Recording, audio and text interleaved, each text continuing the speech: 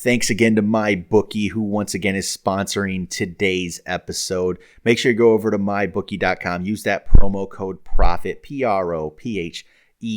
Get yourself hooked up. We got NFL, still one more game left. We got the Super Bowl next weekend. Chiefs 49ers. It's going to be, I think last I looked, it's Chiefs were a 1-point favorite, so it's going to be essentially a pick 'em. So go check that out. Get in on that. We have XFL starting even the week after the Super Bowl. You get in on the XFL. Football's not going to stop. The XFL season will go on. They have 8 teams. You can get in on that every week. Why not? It's another fun thing to get involved with, and especially if you're on MyBookie. It just makes it even that much more interesting to get into the XFL games as well. We always got college basketball, got NBA basketball going on. So make sure you go check out mybookie.com. Use that promo code PROPHET, PROPHET.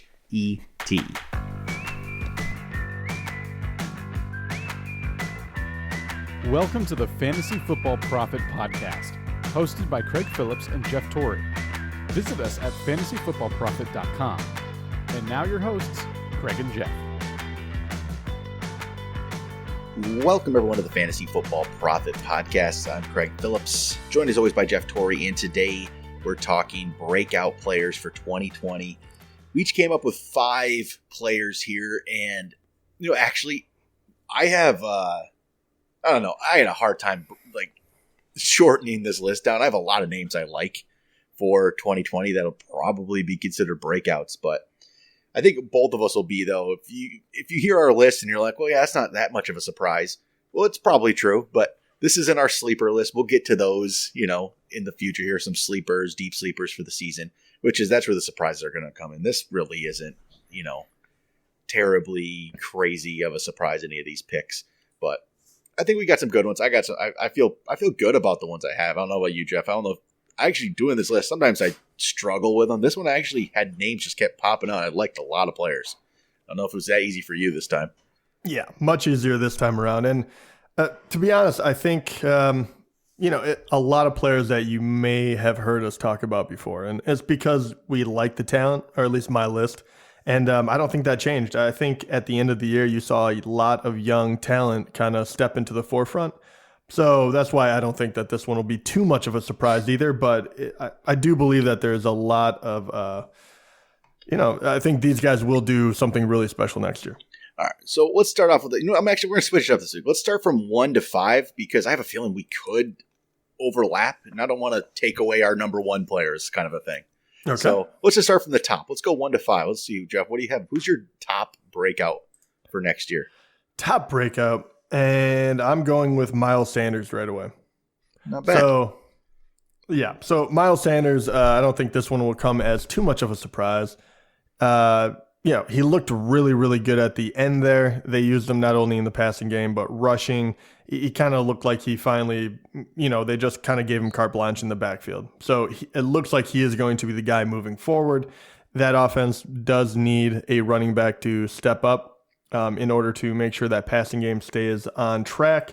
And also, depending on what they do in the offseason about their wide receiving, core, I really do think that they will have to lean a little more on Miles than maybe they would have this year or the year before. So I don't think I have to go into too much more detail, but Miles Sanders looks the part. I think he's ready to step up and do it. And, you saw it at the end of the year.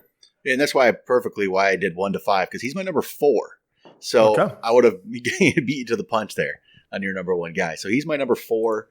Again, all the things you said. I mean, obviously, I think he took over the backfield at the end. Jordan Howard's a free agent. I don't know if he's going to come back or not. They don't really need to sign him. They don't. Miles Sanders is talented. We thought that last preseason. We just didn't know when the opportunity would come. If it did, and he looked good. And I don't see why that doesn't improve. I did my initial top 30 running back ranks. I posted them. Right now, I put him at 13, which isn't a huge breakout, but I think that's the low end, honestly. I think he can go higher than that. But still, 13th, I think, is a pretty good number for him. That puts him ahead of, for me, Chris Carson, Le'Veon Bell, Melvin Gordon, Austin Eckler, which some people are going to find they don't like that as much. I've already had some comments, but yeah. I think he's that good. I do too. And the only reason that made me hesitate at first for putting him up this high is because you're going to look at what he was ranked at, right? I mean, 15th, people are going to say, is he really going to go much above that? But if they use him the way they used him in the last couple of weeks, I mean, week 16 when they played Dallas, he had 20 carries, 19 the week before, 15, 17. Before that, if he got to 10, he was kind of lucky. It makes all the difference in the world when you're giving them that amount of carries. Yep, I agree. Yeah, he's just a good player, and I think he's going to be a good value for fantasy next year. So I'll go my number 1, and I went with the running back as well, and he actually showed up on your bounce back list last week. It's Darius Guice. So okay. It's a similar thing. He's coming back from an injury, so good bounce back candidate, and I think he's just going to break out. The little we've seen from him, we haven't seen a lot from him in his 2 years. This is the worry, is the injuries. He's had a few of them. That's the worry with him, but in the little bit of time we've seen him, I feel like we've seen a special player. Like, he is really good. And if he's healthy, I don't see why he doesn't jump up the ranks and he becomes, he's going to be drafted as a third running back next year, most likely, the way it's looking early on. That is going to be, I think, a great value. You're going to be able to get him for relatively cheap, and he's going to be good. I'm not terribly concerned about the injuries right now. I feel like that will be fine. I've seen other players this happen to early on, and they can turn it around. But Darius Guice, he's my number 1. I really expect big things from him. So I did rank him a little lower than Sanders in the actual ranks just because of the injury. The injury concerns are still there. You got to kind of factor that in. But he's definitely, I think, going to be a huge improvement right now. He's going to jump up the boards next year.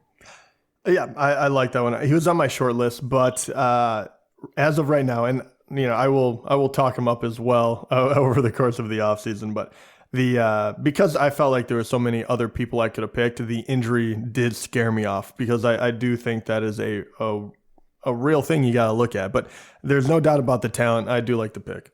All right, so who do you have number 2? Number 2, we're just going to keep on going with the running backs, and this is going to not be a surprise to anyone that listens to the podcast, because he is an individual that I liked since he was drafted and he went to Buffalo. Devin Singletary, I think, is the real deal. I still think that, he was the second best running back in that class. I think that Buffalo is a good spot for him, and now that it looks like, once again, he's going to be getting all the carries, I really, really like what this can do for him. And once again, he's in an offense that does need to run the ball. Maybe the QB, Josh Allen, will steal a few rushes from him here and there, but I think overall it's nothing to worry about. I believe that he's going to come into his own. I just have all the confidence in the world for him. So Devin Singletary is my number 2. He is my number 2 as well. So yeah, went with Devin Singletary there at number 2. Again, he's all the things you said. He looked really good, and he didn't get the full amount of work, especially at the beginning of the season. It was Gore really getting the majority, and you watched it slowly happen over the season that they just said, Singletary's just too good. We have to keep using him and using him and using him and using him more. And by the time they got in, basically to the playoffs, and it was all Devin Singletary for the most part. They were relying on him at that point, and I think he's going to have a big season because it's a fairly good team, and I think he's going to be really good again. Like, I like these second-year running backs and third-year running backs. There's a couple of them I really think there's going to be big things coming from these guys. Like, Sanders. Now we've said Sanders and Singletary in year 2 and Guice in year 3. I really like these guys, and I'm expecting some big things. So yeah, Singletary's my number 2. So just again, though, I think you're going to get a good value for him. That's the best part. Yeah. I'm loving some of these. I think there's really good values out there in some of these guys who take that second-year leap and just really become, top-notch running backs. I mean, we even had that a couple years ago. Like, now Christian McCaffrey is just that good, right? But after he was just okay his rookie year. He was good, but he wasn't, amazing. I mean, that's why people were drafting him in his second year at like the, beginning of the third round, and he won leagues. These are going to be the same kind of things. These players, I'm not saying they're Christian McCaffrey, but they're going to be drafted lower, and they're going to win leagues. I really think they're going to. I agree, and that's why I like Devin Singletary so much. I think Miles Sanders, because of how he finished, is a little more on people's radar. I think Devin Singletary is, kind of off the grid still. I feel like he still is, yeah. Yeah, so I really like it. Not to mention, I mean, his numbers look good if you look at just like yardage per carry. He was over 5.1. He had a couple of touchdowns, but those touchdowns staying low. He only rushed for 2, and then he caught 2 as well. That kept his, fantasy outlook lower than, his potential actually showed when you were watching the game. So that is why I kind of love him, because he scores a couple more touchdowns. He shoots up the list on overall scoring, and then people start taking notice. So, 775 rushing yards from scrimmage, and he really didn't get all that many carries, and he wasn't even the lead back for the majority of the year. It's all pointing in the right direction. All right, then who is your number 3? Number 3, I am going to go with another individual that I really liked, that I thought was going to help you win games in the second half of the season. I'm going with DK Metcalf. So I was already a big fan. I like everything I saw from him this year. He is still with a very good quarterback. He's going to be the number 2 wide receiver more than likely once again. He's got all the attributes just to be a very, very, very good wide receiver. He stayed healthy this year, which is wonderful to see. So I expect him to take that next step up and kind of be more of the go-to guy this upcoming year. And I know that he's on a run-heavy team, but when you have Russell Wilson, you don't have to be perfect as a wide receiver. So the fact that he was pretty decent as a rookie gives me all the confidence in the world that he is going to make that next step, because they don't build wide receivers like DK Metcalf all that often. He's my number 3 too. There we go. Just going right along. Making it easy. Yeah, I guess it isn't a surprise probably if people listen to the show. It's like, these are guys we've loved for a while, and they showed the promise we thought they would. They were fantasy relevant, and they're only going to get better. And again, with DK Metcalf, there was a lot of candidates I think you could say could be a break. It's hard to figure out exactly what ones you want to pick here. But some of these guys, like A.J. Brown, was on my radar, but he finished way up there. I didn't put him on the list because of that, but I think Metcalf is different. He just feels different. Like, I don't know what it is. Obviously, it's the speed and the size, I guess, but he's just, you feel like he's a star for some reason, just have that feeling. There's going to be a lot of good second and third year wide receivers though, but he's just, to me, the best of the bunch there. So that's why it's Metcalf for me. I'll bring up some names after we get through our 5, because I have a list of guys that I like. I know there's a lot of them. All right, so let's go to your number 4, because my number 4 is Sanders, which we talked about. So what do you have at number 4? Number 4, another one that really came on. It felt like at the end of the year, but he was doing pretty decent, for the 2/3 of the season. But I went with Deebo Samuel. This one's a little more tough because technically he did finish in the top 30, so he was startable. He just did so well, but I think that he can go even higher. I think they really could rely on the run the entire year. They didn't have to throw the ball all that much. I don't see that changing necessarily, but I do think that Deebo secured himself as a true option for Garoppolo when he drops back to throw it. Where I didn't really feel that same way besides for maybe Emmanuel Sanders, which, kind of flashed when he was healthy.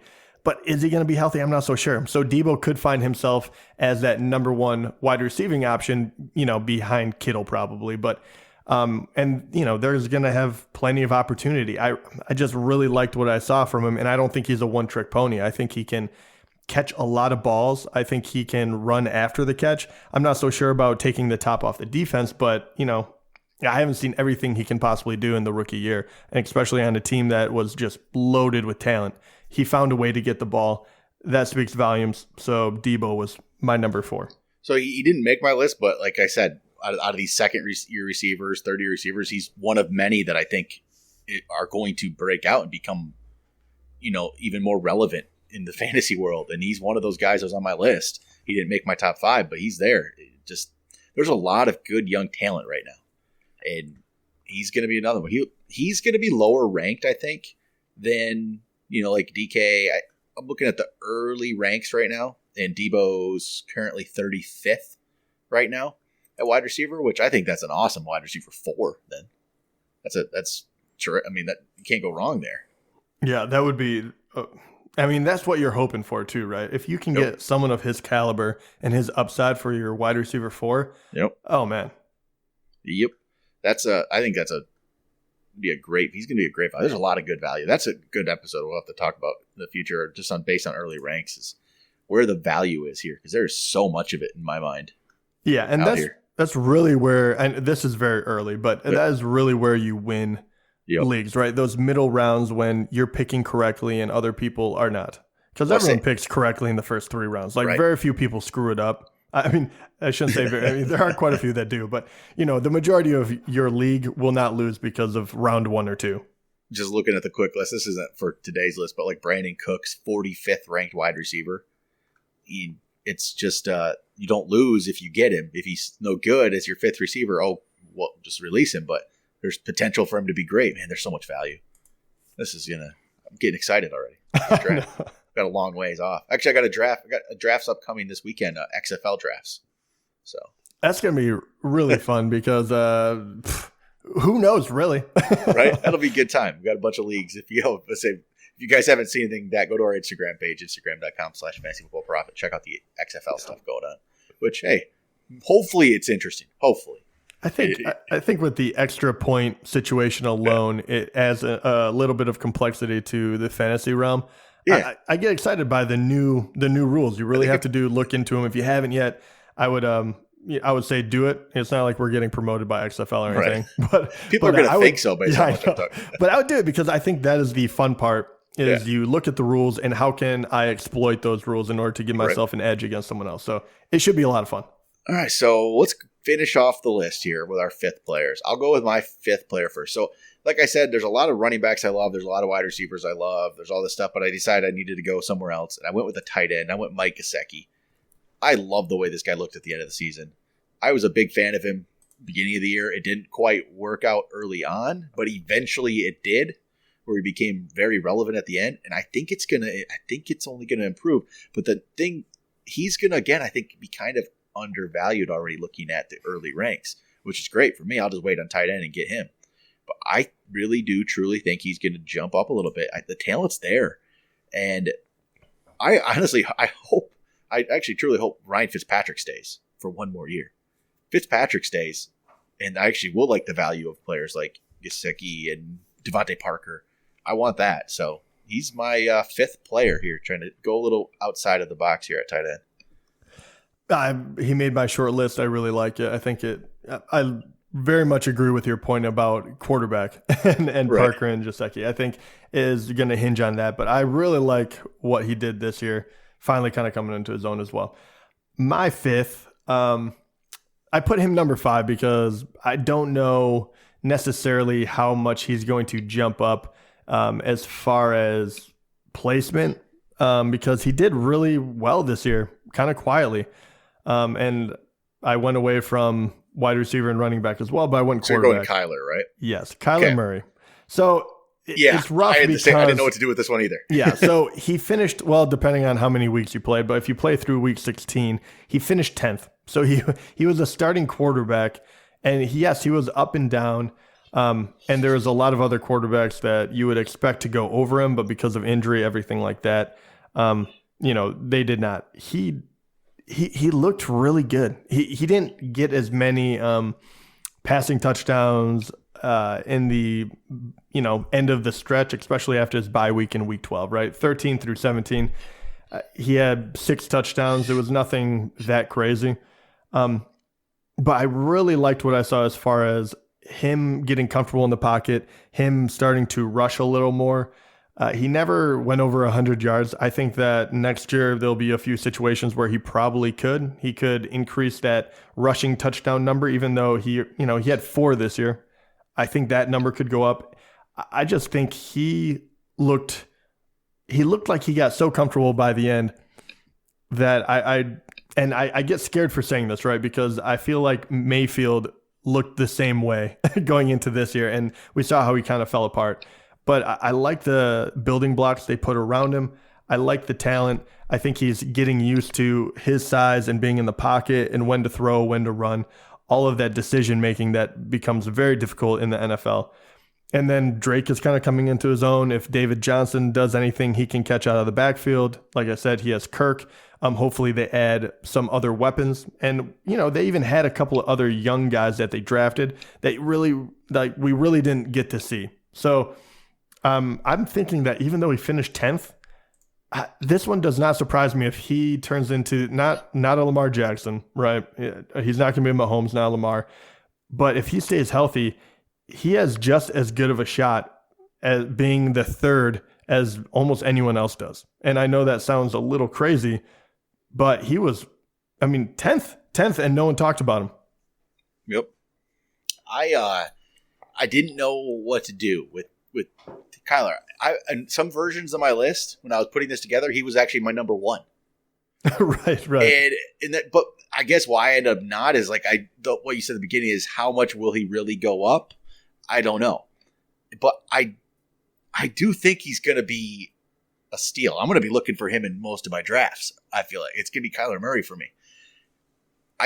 This could be a really good one. I really think he's going to be up there. In a season that didn't seem like it didn't feel like he did much, but he did. He was up. He's a top 10 quarterback in his rookie year. His numbers are actually really good. When you look at him, it's just he got overshadowed because Lamar was so good. No one talked about anybody else. And Arizona wasn't any good. So there was no reason to talk about Kyler, I guess. But, man, he's going to be, I think, a very good fantasy football player. It's going to be one of those where if you get him late, which maybe you won't. That's the thing. Maybe I'm looking at this very early ranks. He's 6th right now. Oh, wow. Okay. So, I guess I put him in number 5. And I don't take away what I say, but it does. Yeah. It hurts me a little bit saying breakout because, maybe people already consider that happened. I don't know. We'll find out. I'm sure people will say that. Early ranks have Lamar, Mahomes, Watson, Wilson, Prescott, Kyler. Then Jameis, Josh Allen, Drew Brees, Aaron Rodgers.